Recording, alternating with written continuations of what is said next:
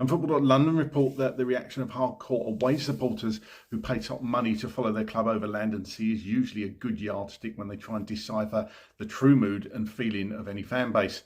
It was all rather flat at times on Wednesday evening, when there were even a few audible groans when the odd Tottenham attack amounted to nothing, particularly in one instance when substitute Javi Simmons turned back and squandered the chance to launch a promising second half counter. But dig deeper than that, and there's apparently a growing sense of frustration regarding recent performances, both of which have been rather bland following the conclusion of the international break. Frank is an excellent communicator and undoubtedly a smart, flexible, forward-thinking coach that has already overseen great success in the Premier League with Brentford.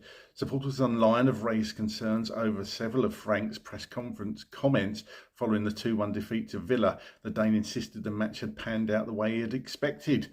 It was a narrow affair won by 2 long-range strikes from Morgan Rogers and Emi Buendia, but the reality is Tottenham should have never allowed the game to escape their grasp.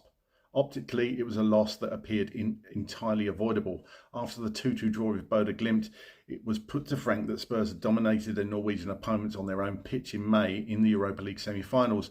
This time around, it was of course a different story. Frank again acknowledged that he was not overly surprised to see this season's contest play out differently, as he noted Bodo were more aggressive in duels. The harsh reality is that Spurs supporters are unlikely to tolerate this line of analysis forever if results do not improve or at least become more consistent. Furthermore, the Spurs boss did not appear to be overly concerned that Monaco had 23 attempts on Spurs' goal on Wednesday, as it was effectively a one-off. But if it wasn't for Vicario's resilience between the sticks, they could have been left red-faced on the receiving end of a brutal morale-slapping beating.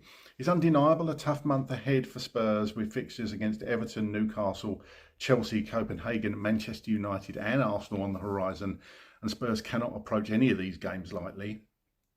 Confidence levels are already low, and Frank needs to rally his troops and showcase why he is the right man to drive Spurs forward.